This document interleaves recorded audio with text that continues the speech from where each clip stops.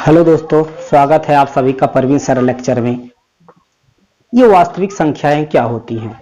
वास्तविक संख्याएं जानने के लिए आप सभी को ये सब संख्याएं जानना जरूरी है।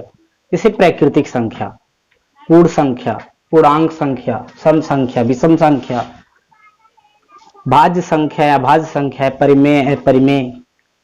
इसके बारे में जानेंगे तो वास्तविक संख्या समझ में आ जाएगा सभी को। प्राकृतिक संख्याएं जो एक से शुरू होता है, जैसे काउंट किया जाता है, कोई चीज कोई वस्तु है तो उसे काउंट करोगे 1 2 3, जीरो से नहीं शुरू किया जाता है। कोई वस्तु है तो उसे जीरो नहीं बोलोगे, 0 फिर 1 फिर 2। इसीलिए जो प्राकृतिक संख्या नाम से ही प्राकृतिक है, तो इसमें जो संख्याएं शुरू होती हैं वो एक से शुरू होती हैं। 1 2 3 4 5 6 7 8, ऐसे करके ये संख्याएं अनंत तक हो सकती हैं, इनफाइनाइट तक हो सकती हैं। और दूसरी संख्याएं जो है पूर्ण संख्या है, इंग्लिश में होल नंबर बोलते हैं। होल नंबर का मतलब है पूर्ण संख्या है।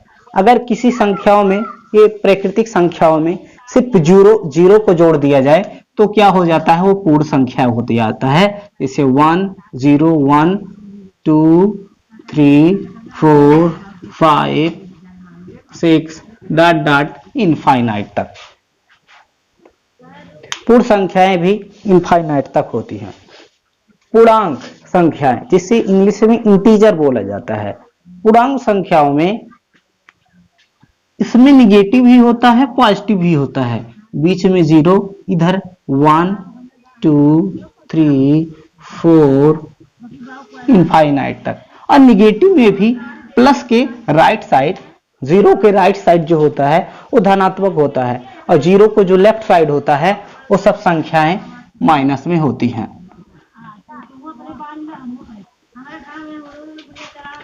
ऐसे ही सम संख्या है। सम संख्या तो सबको पता है, वह संख्या जो 2 से विभाजित होता है वह सम संख्या होते हैं। जैसे 2 4 6 8 10 12 ऐसे करके। और इसे शॉर्ट ट्रिक में याद करना हो तो जिसके लास्ट में, मतलब इकाई अंक पे 2 4 6 8 और 0 हो, वो संख्याएं सम संख्या कहलाती हैं। जैसे 2 4 6 8 10 12 ऐसे करके।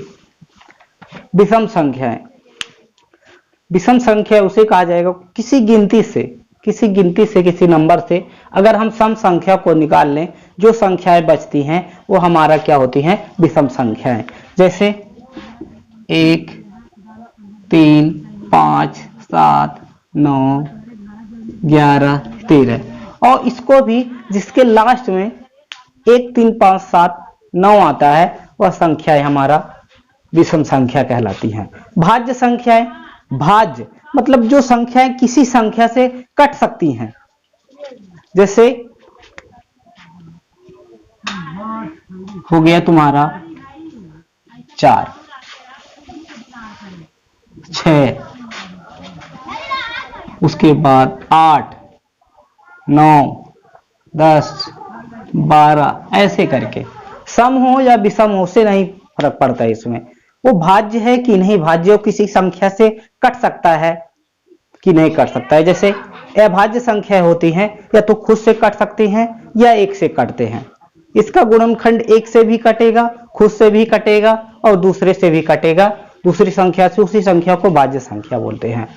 लास्ट में अभाज्य संख्या है। अभाज्य तो अभी तक बताए हैं हम, जो किसी संख्या से ना कटे, खुद से कटे या एक से कटे, उसे हम लोग क्या संख्या बोलेंगे, अभाज्य संख्या। 2 3 5 7 9 11 नहीं 7 नहीं